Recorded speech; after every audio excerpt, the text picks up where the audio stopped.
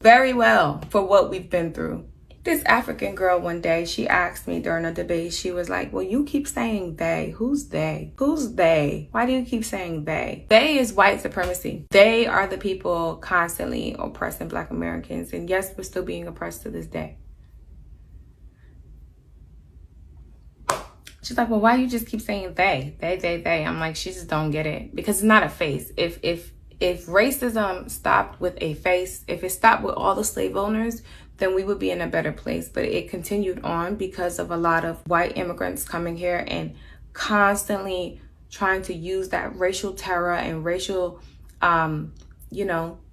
terror to put themselves over Black Americans. 85% of white men are the men that are raping and grooming. It's not migrants, it's not Black people, it's not minorities, it is white men, the men that are in this country.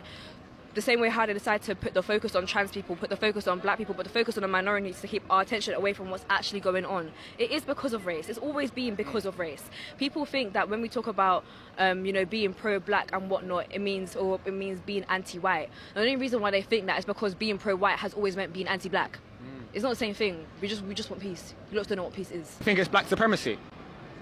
Black supremacy doesn't even make any sense. That can't make sense because in order to have supremacy and racism, everything, it requires a power dynamic. So Black supremacy is like saying Black fatigue. Black fatigue only exists because white people cannot understand the privilege that they have naturally in the society that they have. That's like a man talking about male privilege doesn't exist. That doesn't make any sense. The society is built around you guys. Yes, men still have depression. Yes, men still suffer. Yes, men still unalive themselves due to the system that who built. It's like Black supremacy, that doesn't exist. I wish it did. I did my research and I found out how racist this new administration truly is. This is some of the most racist shit I've ever heard of. In 1913, South Africa had white supremacists running the country, and they created apartheid, which created segregation and discrimination laws against Black South Africans. It was whites only South African businesses, whites only South African movie theaters, whites only South African swimming pools. South Africa was on that racist shit just like America treated Black folks. So in 1913, white South Africans took over South Africa with force. White South Africans stole land owned by Black South Africans. Fast forward to 2025. Three of Trump's biggest supporters are three of the most richest men on the planet. Elon Musk, Peter Thiel, and David Sachs are three billionaires that fully support Trump. Elon Musk, Peter Thiel, and David Sachs are all white South Africans who were born in South Africa, white supremacy, and apartheid. Elon Musk is a white South African white supremacist. South Africa now has a Black president. This South African president wants equality in South Africa. He wants the racism to stop, and he wants everyone to be treated equally. Trump and Elon Musk heard about this Black South African president wanting equality. Trump immediately stopped all funding to South Africa. There are only 7% of white people in South Africa.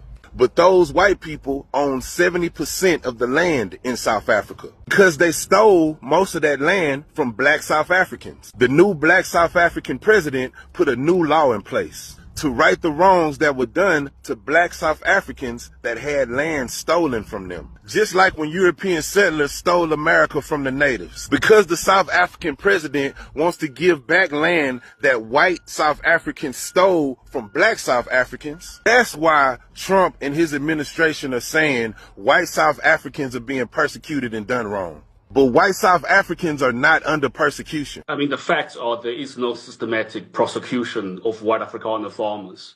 For the Trump administration to take the view that there's somehow systematic persecution, it's actually problematic and troublesome and damning on the way the Trump administration is receiving its information. How are they being prosecuted when they the ones who stole the land from Black South Africans? Black South Africans are the ones who originally owned that land. What's so wrong with doing right and giving Black South Africans their land back? But see, this is the thing. South Africa is not even seizing land like Donald Trump is saying they are. It's a lawful process that's handled in the courts of South Africa. If someone stole land from you and your family, wouldn't you want it back? White people need to talk more about race with their family and community. I know that this sounds counterintuitive because your feed is probably filled with white people talking about race when it is obviously an issue that affects people of color, but the problem is that it's perpetuated in white families in ways that they do not realize. I am trying to call out the racism that is either explicit or implicit among white circles.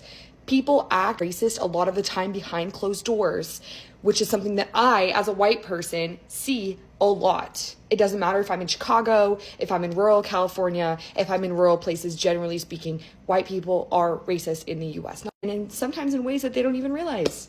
So my goal with my content is to see this, to report on it, to encourage white people to evaluate critically what that means. Although it might seem like I'm trying to take away voices of people of color, I'm not trying to speak on the effects of racism or anything like that. I'm trying to talk about how it's systemic and encourage other white people to evaluate their biases, because I understand this because of the environment I was raised in, which is very conservative. Many white people in America know nothing about foreign countries unless it relates to the US. And this is especially true for countries in Latin America and Africa. Pretty much anywhere outside of Europe, a lot of Americans know nothing about it. I've heard some genuinely crazy things, either in my comment section or in real life, about how colonization isn't real. It's a myth to make white Americans or white people in general feel guilty about their past. Or white people who genuinely think that Africa is just like one continent, there aren't different tribes, and everyone lives in a hut there. No one has access to clean food or water, and disease is rampant in every single place. Especially in Latin America, with the influx of immigrants that we've been getting recently, a lot of white Americans genuinely think that they are bringing crime and that every person who is in Latin America is part of a gang, which obviously is not true. But because of that, it is so unbelievably important to create educational content for people who believe these things, because the stigma around coming from Latin America or Africa or all those things are going to make white people more afraid and more hateful and more likely to commit crimes against these people. What did you just say? I said that one of the big demographic things that's moving our country right now is that the United States is moving from being a majority white population to a minority white population. Mm-hmm. They'll still be the largest minority Yeah. in the United States, but And how does that make you feel as white people? It doesn't bother us at all, but we know that it bothers some white people. Why do you think it bothers some white people? There's a fear. They've bought into the idea that white is superior, so that's the white supremacy part. They've bought into the narrative, the nonsense that this country was founded on white principles, ignoring the Native American influence and the Latino influence that's always been here, and negating the harm of the black influence that was, brought in by slavery. Yeah. And you ignore all of those things. You conveniently create this narrative in your mind that the U.S., the Constitution, the Revolutionary War, all of that was white people. Mm-hmm. And negating the immigrant part of it, negating the immigrants that continued to come over. And white is not a culture. It's just the color of a skin that happens to be, for people in the North, because we don't have that evolutionary growth. Not even that, because white, Irish immigrants and Italian immigrants didn't even used to be considered white. Right. So yes. it's always my been. Grandparents on my dad's side were either immigrants or born and raised in the Boston area. And Boston, back at the turn of the previous century, the 19th century, the 18th to 19th to 20th century, it was very diverse in Boston, extremely diverse, and not a happy diversity, right? Yeah. They were, and most of those cultures, because I will say cultures, were fighting against each other. Yeah. And my grandfather was English, UK, Welsh, and my grandmother was Swedish, and that wasn't really looked at positively at the time. Yeah, and Grandma Haglund was born in Sweden, right? Born in Sweden, came over here around 2 or 3. Yeah. With And that's who you're named after, right? Yes. Linnea. Yeah. right. Yeah. Well, I mean, there were segments of each of those cultures that were fighting. I'm sure there were segments that were probably getting along well, Yeah. but still. And just like now, there are big segments of population that are making this transition with, Yeah. and there are some that are, who knows what their motivations are. I'm sure it varies person to person to the extent of whatever, but I got to think that there's some type of subconscious, maybe guilt feelings, Yeah. some worry that what we did to the Native Americans, the black population, Yep. is that they're going to do to us, Yep. which is, Yeah. I mean, Do you have any like short pieces of wisdom or advice that you would say to a white person who you would say is coming from a place of fear or guilt or shame? Instead of fear, try stepping outside that fear and get to know someone who is not white. Yeah. Because, in my family, there's a lot of integration of cultures. Yeah. And by that I mean people married outside of whiteness. Yeah. And so that exposure, you learn differently. Oh, well, that's interesting, Yeah. And I think that we've tried to share that with the children, with all of you children. You're not children, all of our children growing up. Taking Your them out of the offspring. country when we could, right? Let's learn a Yes. new language. Let's Yeah. learn a few vocabulary in this language because we're going to go visit there. Yeah. Even on the smallest of budgets, you tried. made that. Yeah. We tried. and another thing is to try to distinguish between, for the people that you're listening to that are stoking your fear, try to distinguish between those people who just haven't worked it out in their heads yet and those people who have an agenda, and the racism is not necessarily what's driving them. There's maybe some greed behind it. Yeah. Yeah. So Yeah. Yeah, for sure. I mean, What about your parents?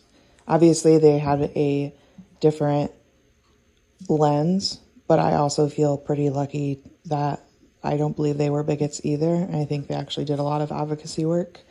my parents are his parents. Both of your parents. I was going to say, your parents, your dad was in World War II, and I think being stationed overseas, that he Right. developed a lot of empathy for a lot of different, he was very right, empathetic. he was in the South Pacific. Yeah. He was part of the time working as a medic's aide in the hospital ship, which meant he was an orderly cleaning up Yeah. after horrendous things. And then he was in Japan briefly, Yeah. during the, I don't know what, And Bonnie's whatever you call brothers, it. too. All three Right. of her brothers. Right. Grandma that Bonnie's changes brothers. people Yeah. when you are in the midst of, and you're fighting together. Yeah. Not that that's a good way to learn about other people, but it definitely changed them. And I Well- never encountered bigotry from them. You can kind of hear it in some people. They'll just say something aside. Well, when I was a student at Bradley, people would complain. We have very few African American population, but some students would complain about them in the dorms, saying, you know how they are. They stay up late. And I'm like, what does that mean? What does that mean? Yeah. Like Maybe they're not you welcome. don't. Yeah. Right? Or like you don't. I never knew a student who didn't stay up late. What are you talking about? Well, and Grandma Bonnie, your mom, also was a teacher. Right. And going back earlier in her life, they lived very poorly. Yeah. Grandpa, her dad was working as a farmer's helper. So Like a migrant farmer, Yeah. a white migrant farmer.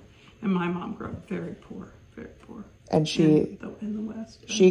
but she met Grandpa And Art. she left home at 18 to go be a secretary in New York City, from Washington State to New York City. How very musical theater.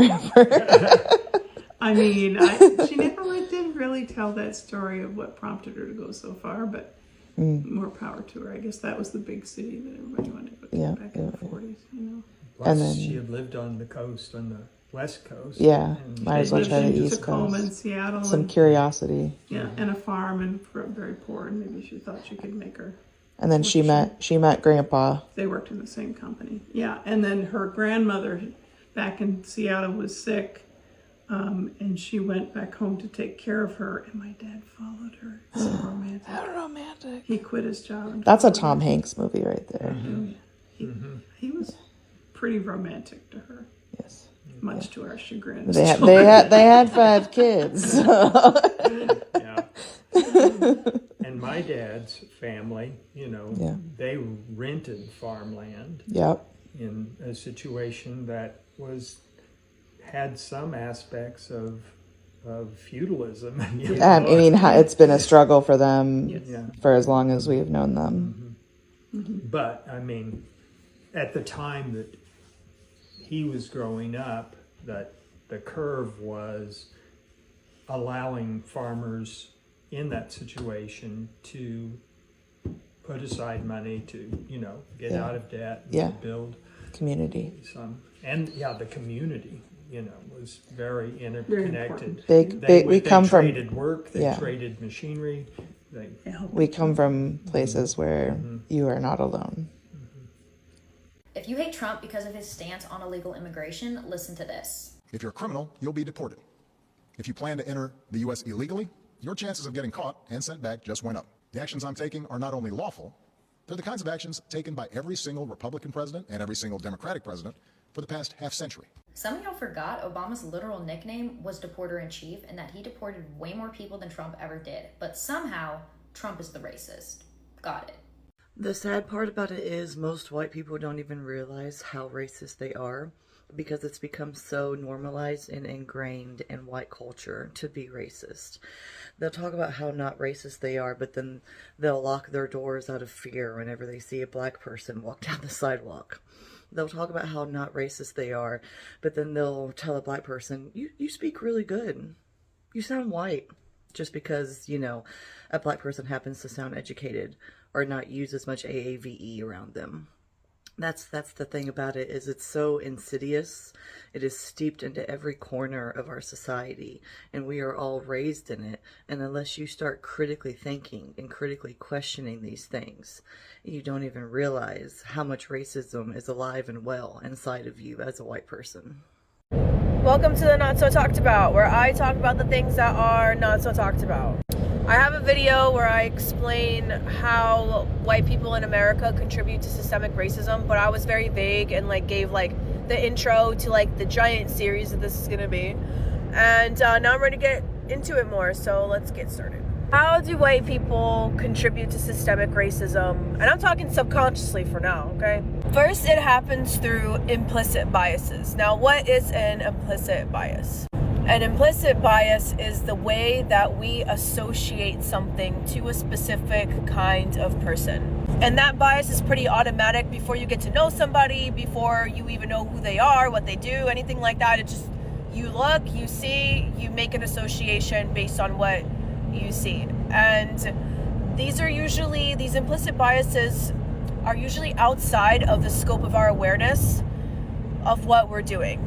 So this is outside of the scope of conscious awareness. And the problem with implicit biases is that when you make an association like that and you believe something about someone, you don't know what the hell you're even talking about, you are more inclined to commit prejudice acts and actions, or inactions, right? Where you just sit idly by and do nothing. And it's without the intent of doing or not doing something. It's just something that happens because of subconscious beliefs and other things.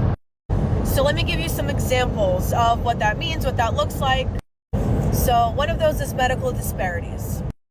Medical professionals, for example, even those who swear up and down that they don't support racism, that they don't support any kind of beliefs like that, they don't think that way. Many doctors and healthcare professionals carry unconscious biases of others. There are plenty of people in the medical field that have false beliefs about literal biology between people that are from the African American community and white people. like such as literally thinking that black people have less nerve endings in their body and don't feel pain in the same way, which goes all the way back to slavery, by the way. I talked a lot about this in my other video in terms of how when people from minority groups like go to the hospital, they have delayed diagnosis, delayed treatment, their pain is dismissed, they label them as criminals, drug addicts, like these are biases, which literally changes their medical approach, which literally changes the medical treatment that people get because of these biases in healthcare. White people, can we please stop being so afraid to talk about race? It is just getting silly at this point.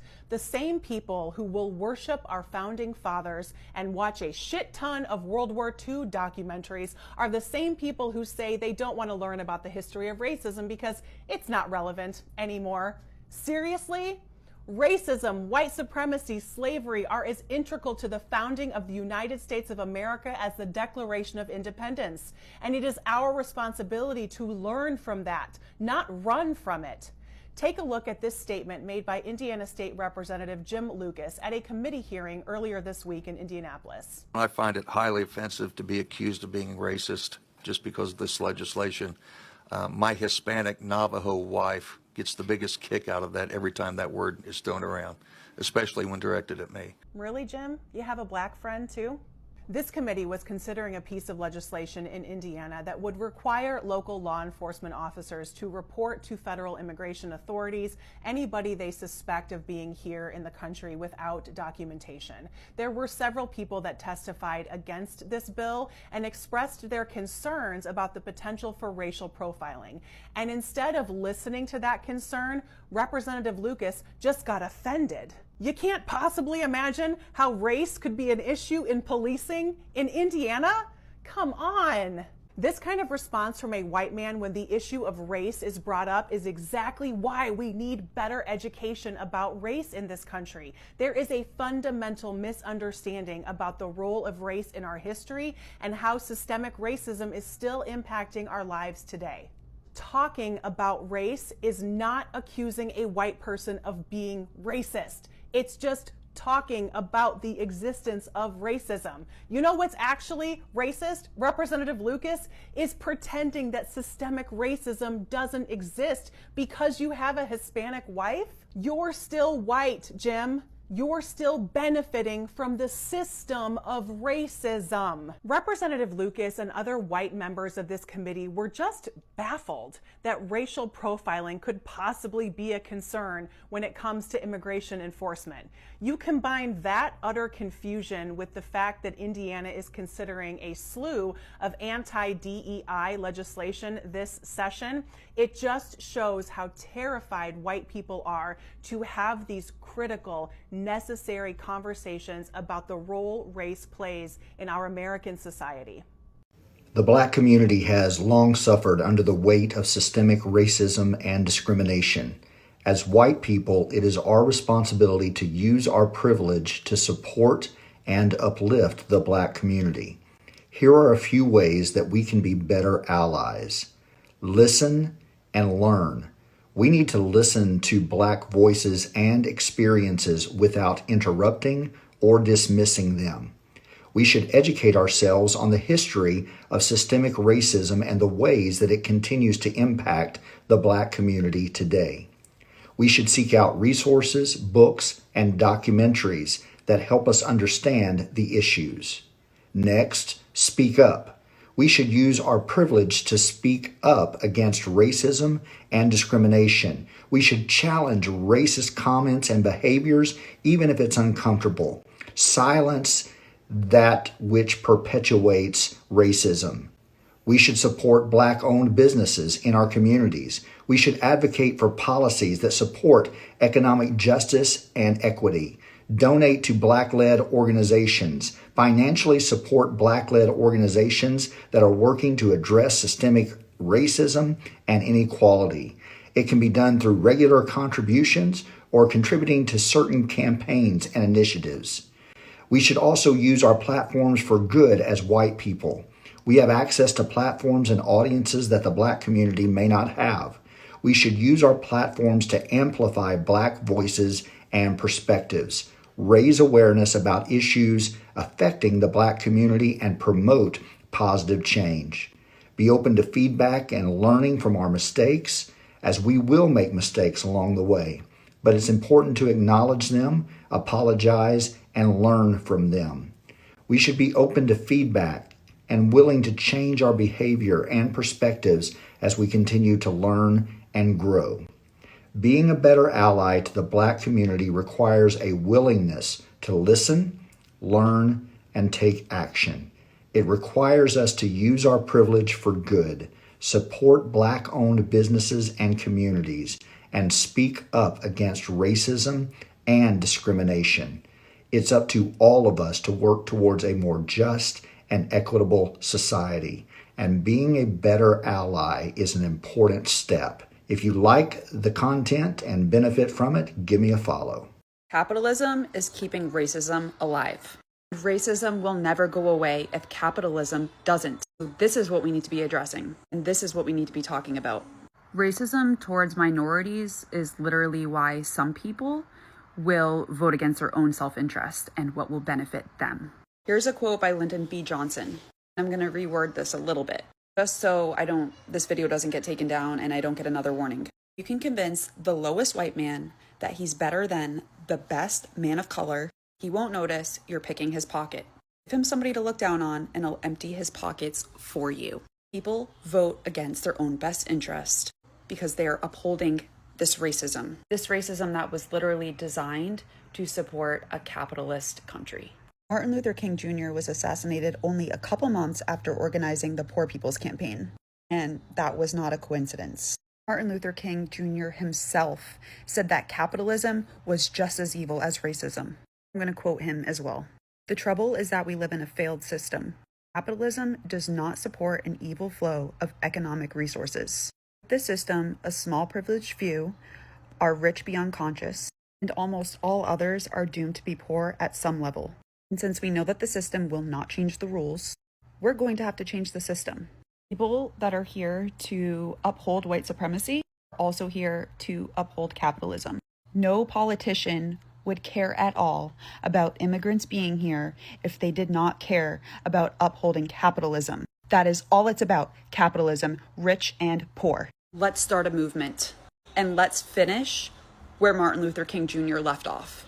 All white people benefit from racism. Racism is systemic. It's not a few instances of someone calling a Black person a slur. Racism is literally ingrained into every single system that affects how the world and America operate. And most white people don't realize how they benefit from racism. Because of their privilege, they are afforded the luxury of being able to ignore oppressive systems around them. And since racism is literally instilled in people from birth by society and sometimes family members as well, the only way that white people can escape their bias is by learning from people whose lives are consistently affected by marginalization and oppression. It also helps having parents who are actively anti-racist. But 99% of the time, white people have to make a conscious decision to actively unlearn everything that they've been taught about whiteness and what it means to be white in America. And there's no way to do that